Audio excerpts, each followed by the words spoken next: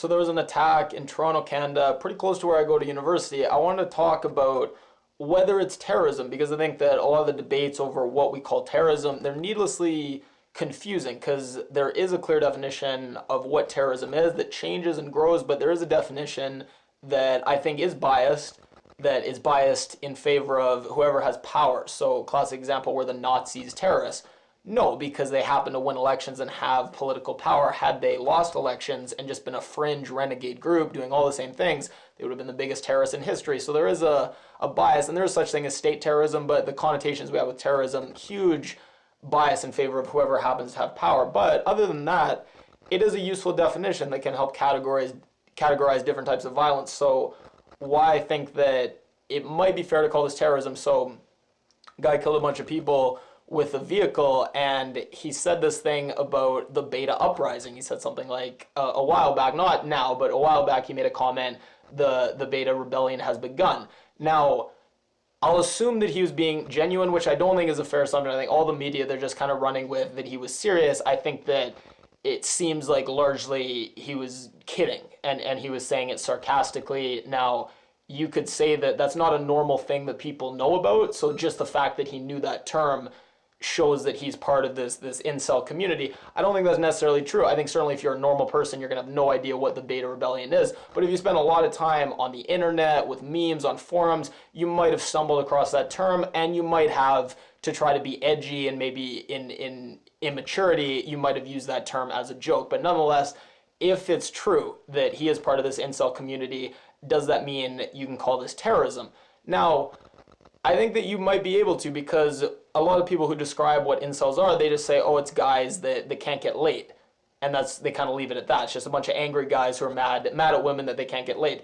Now, that's not quite true. There is a community, and it's a broad community, but within that community, there is a very radicalized subculture that has their own language, their own philosophy, their own ideology, their own places where they meet up and talk, and violence perpetrated in the past. So Elliot Rodger, some people say he's just he was a normal, slightly maladjusted person, got very mad that he couldn't get laid, and then snapped and killed a bunch of people.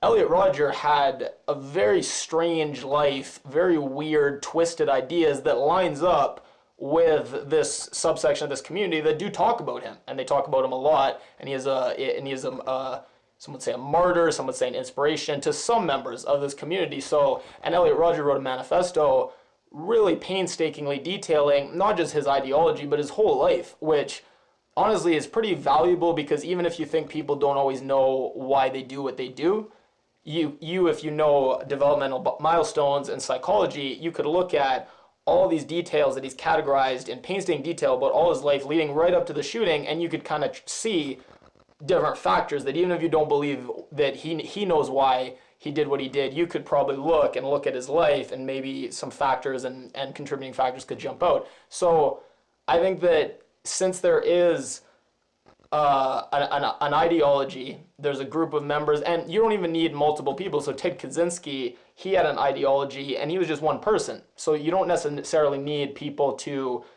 There could be a terrorist that just is a single person. Usually it's not, because usually ideologies, more than one person has them. But hypothetically, you don't need multiple people, and you certainly don't need people all meeting up together. So just the fact that nobody is meeting, that there's no, as far as we know, incels aren't meeting up together like other groups. You could say militia, right-wing terrorism, Islamic terrorism. You could say with those, a distinction is, well, there you have people actually meeting up and getting together physically, but you don't need that for the definition of terrorism. All you need for terrorism is an ideology and a belief or desire that what you're doing is going to have an impact on society. So a big difference between this and a hate crime. In Montreal, there's a really brutal crime where a guy went into a university and separated all the men and women, just started shooting women. Now, no one really calls that terrorism, because he really just, that was just a hatred of a group of people, and he didn't really want to change society. He didn't care if he changed society. He just felt anger at this group of people and wanted to get a kind of revenge.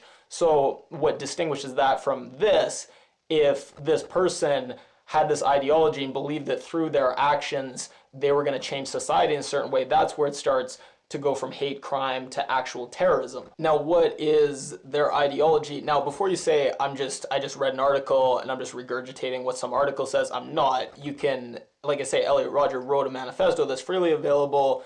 There used to be a forum, it was called PUAhate, and then Elliot Rodger happened, they changed it to Sluthate. There's a forum that has a glossary of terms and a bunch of threads that are kind of like sticky threads that are the main threads that it's like, oh, if you need an introduction, read. So they're not evasive about what they believe. So I'm not just taking secondhand. This is right from the source.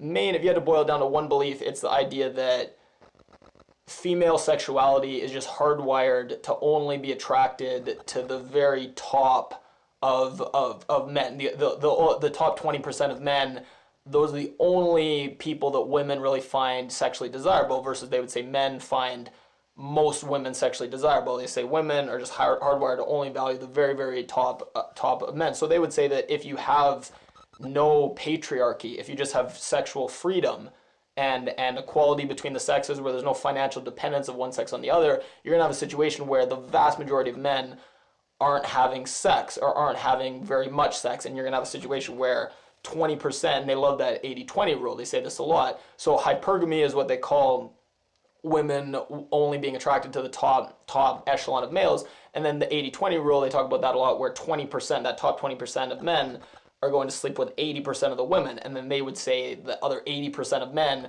are fighting over just 20% of women. So they're saying that if you have like an unregulated economic marketplace, you're going to have inequality, and you're going to suddenly have this tiny little elite that has all the money, and you're going to have a huge amount of people that are poor and starving and don't have enough. They take all the same words and phrases that people use to talk about economic equality, and they move it to sexual equality, not sexual like equality between the genders, but sexuality, like people having access to sex. And they take all the same inequality arguments and they apply it to the unregulated sexual marketplace and dating. So they would say that before 1960, something like that, there was parity, where because there was patriarchy and men were the only people who had the ability to go get jobs and money and support the family, women had to link up with men that maybe they weren't attracted to, but because of patriarchy, they had to enter in these relationships just to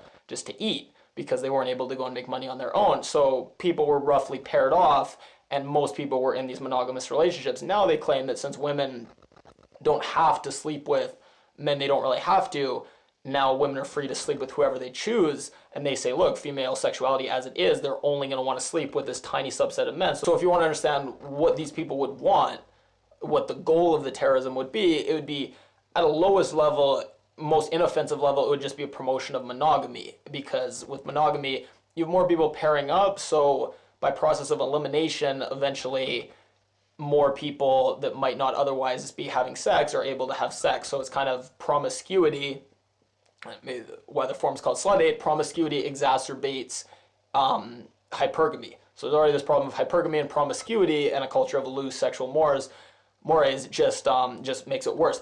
More extreme would be return to more patriarchal society, where because of economic dependence on men, more women have to enter into monogamous relationships, which they may not necessarily want. The most extreme would be some kind of just male full control of women, where they would divvy up the sex in a very, very fair way. So that's would be like the goal of the terrorism. So I do think that so many times when there's male white mass shooters, people on the left, they just yell terrorism just to make a point and just to kind of say, well, you said it when this person who was Muslim did it, now we're going to throw it right back. This is a rare case where I don't think it's unfair if this person was a member of this community, and if they did talk about these things like the Beta Rebellion regularly, and then they went out and committed this violence, it wouldn't be unfair to talk about it being terrorism, and it wouldn't be unfair to worry about it and be kind of concerned about it, and anti-terrorism task force and stuff like that. It wouldn't be a thing that would be unfair to look into it more and be a cause for concern. So there's one rare case where